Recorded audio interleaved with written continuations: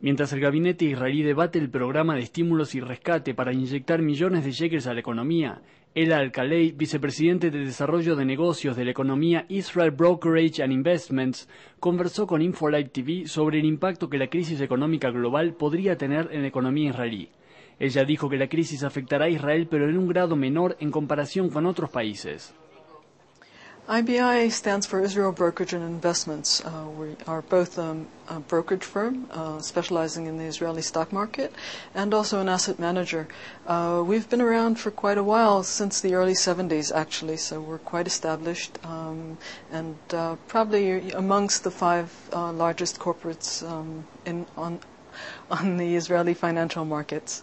Israel's economy is not Gibraltar. It's not unconnected to other economies. Obviously, if there is an economic slowdown both in Europe and in the United States, we will gradually import this, and this is already a process that's happening. Alakalay piensa que el hecho de que la economía israelí es muy diversificada es quizás lo que la salve de una recesión. Another important factor regarding the Israeli economy is the fact that it's pretty diverse. We have quite a few international companies. Some of them will probably not be affected as dramatically by this economic crisis, global economic crisis. For instance, Teva Pharmaceuticals, which is a generic pharmaceutical company, and actually generics are very likely to do better in a time of economic slowdown than in the time of prosper. People will be more inclined to buy cheaper drugs than they are to go and find the original in a time where they have less money. Israel's defense industry is also likely to do better than other defense industries globally because most of what it does, because of the high technology used, helps reduce costs rather than increase defense costs. Also, if you look at the Israeli banking system, the prices of the Israeli banks have declined, as banks have all over the world, but the banks here are way more stable than other banks, given that they were not part of the party previously. Other sectors that are likely to do not too bad globally are industries like Ormat. Ormat is a company that focuses on geothermal energy, and given the U.S. Wanting to invest more in clean energy, geothermal energy definitely answers to that criteria and is probably very likely to do well over the next couple of years. En opinión del analista, el negocio inmobiliario en Israel será afectado por la crisis y se espera una baja en los precios. Real estate in Israel will probably be affected. People postpone buying real estate in times of economic crisis. Definitely, if it's totally unknown how long this crisis will continue. So it's very likely to assume that prices will go down. The thing in Israel is, though, that there was very, very little building going on, both for office space and also for residential. So there is a shortage in housing, actually. So yes, prices will go down. How dramatically will they go down? Especially if the economy actually ends up growing 2% next year, or even if it grows 1%, we think that it will not go down as dramatically as it has, certainly not in places like London or New York.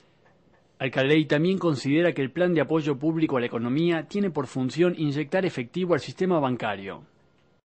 First of all, to increase the availability of money for the market through the banks. So they're going to use the banking system to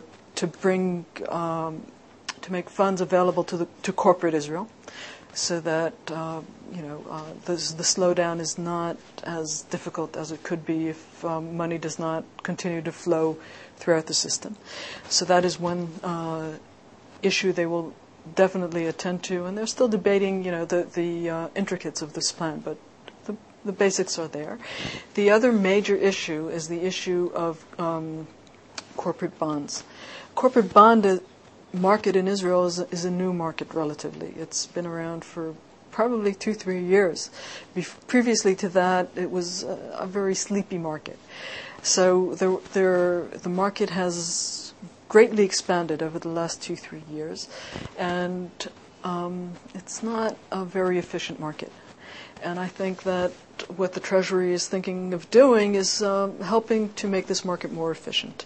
Elah Alakalay concluye su análisis con un tono positivo. Ella insiste con que la crisis afectará de forma leve a la economía israelí en comparación con el impacto que tendrá en otros países, quienes ya sufren de manera pronunciada la presente situación. In general, Israel's economy is relatively a stable economy over the last 4 to 5 years. Certainly has been showing very nice growth of 4 to 5%. And I think we're very lucky to have entered this crisis coming from a very strong position. Even the more pessimists are looking at 1% growth next year. So we're still not looking at a recession like other economies are looking at. We're still looking at a growing economy, though at a very, very low rate. So actually, we're not looking at a very promising time, but relative to other economies, we think that the gloom here is mild.